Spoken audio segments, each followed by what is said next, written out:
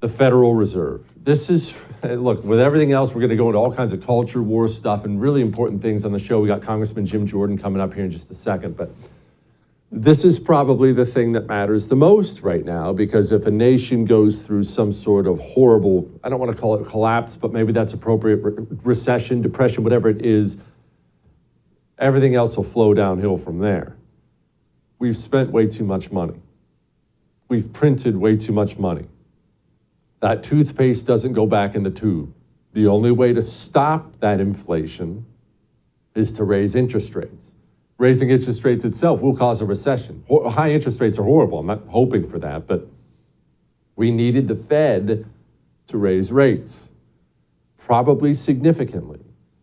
The Fed was planning on raising rates significantly, according to what we know.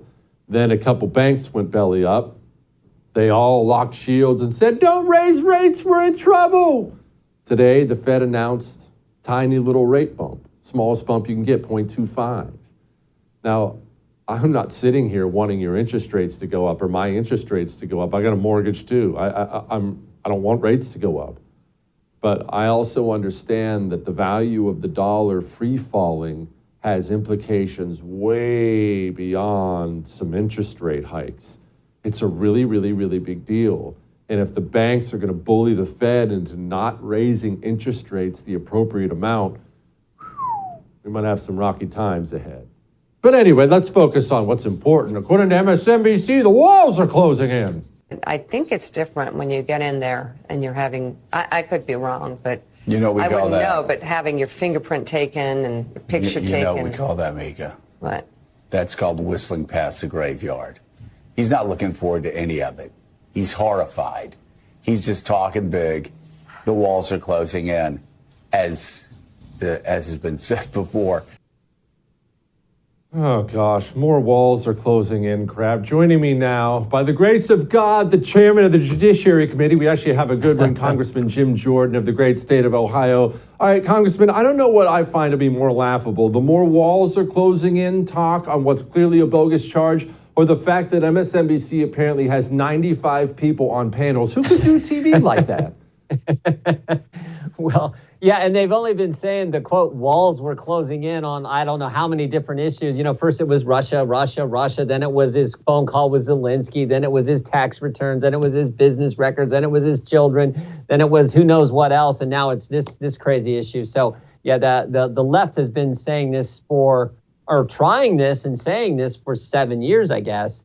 But I think, your viewers and the American people, I think they get the facts here that, first of all, the Justice Department wouldn't bring this case. The Federal District of New York wouldn't bring this case. The previous district attorney, Mr. Vance, wouldn't bring this case. And the current district attorney wouldn't bring this case a year ago. And it wasn't until two of his folks left the DA's office, wrote a book, started getting the left all fired up, and maybe most importantly, President Trump announced he was running for president, that suddenly, oh, Shazam, I've reconsidered. I'm going to bring the case, it looks like now. So, by the way, our star witness is going to be the guy who went to prison for lying, who came in front of the House Oversight Committee 4 years ago and lied 6 times, Michael Cohen. Such a deal. Yeah, what a great guy Michael Cohen is. Okay, so everyone knows, look, it's obvious. Everyone knows it's a political prosecution by one of these Soros-backed nutball prosecutors. Yep. The question is, Congressman, how do we stop this? Because people are mad about Alvin Bragg. I've made the point, when you look at the state of our law schools, there are tons of Alvin Braggs graduating every year now, heading into the legal profession. And they don't care about the Constitution or the law or right or wrong. They're going there for a purpose, and that's to attack people like you and me. Yep. Yeah, they're going there to attack the First Amendment, to attack their political opposition, to advance their political agenda. And the only way, in my judgment, the only way to really get at this from Congress is to stop the money flowing to these agencies that do this sort of thing. So this is what we're trying to do with a number of investigations we're involved in, is get the facts on the table, because that's always step one. What all happened? Let's get all the facts on the table. Let's propose legislation to remedy that situation. And maybe most importantly, let's not fund these agencies that are doing these harmful things, or let's limit the money that says you can't use money for X, Y, and Z. You can't use money to stop misinformation, disinformation, malinformation, all these attacks on the First Amendment. Ultimately, you have to attack via the appropriations process. You have to use the power of the purse. The weaponization of the federal government is, look, in my mind, it's priority one. Everyone has their own priorities, but we don't have a country if this continues this way with American citizens being attacked. The most stark example of this was Merrick Garland taking a letter from a teachers union and then sicking the FBI on parents. Judiciary just put out a little memo about the basis for that. Was that legit? No, it was all manufactured. You got Democrat U.S. attorneys saying this looks manufactured. When I talk to local law enforcement, they're all scratching their heads like, why are you guys involved? Why is the federal government involved? If there's some kind of incident, local law enforcement can handle it. So this was a completely manufactured incident. The Democrats told us, they're not going to use counterterrorism measures. Yes, they did. They did so in Georgia. The Democrats said, there was no real coordination between the school boards groups and the Biden administration before the initial letter on September 29th, 2021. Yes, there was. And then, of course, the Democrats said, these threats are everywhere, all over the country. Well, they weren't. There were 25 parents who ultimately got investigated.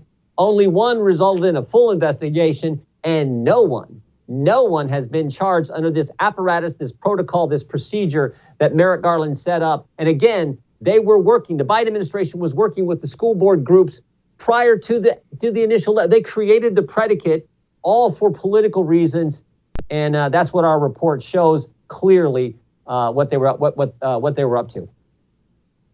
What can we do about that? What should we do about that? The AG is the top law enforcement officer in the country. That's a fairly critical position. If this is a human being who's either too weak or biased or just flat out stupid, I doubt he's a stupid person, but for whatever reason, if he's using that post to attack Republicans, how do we stop that?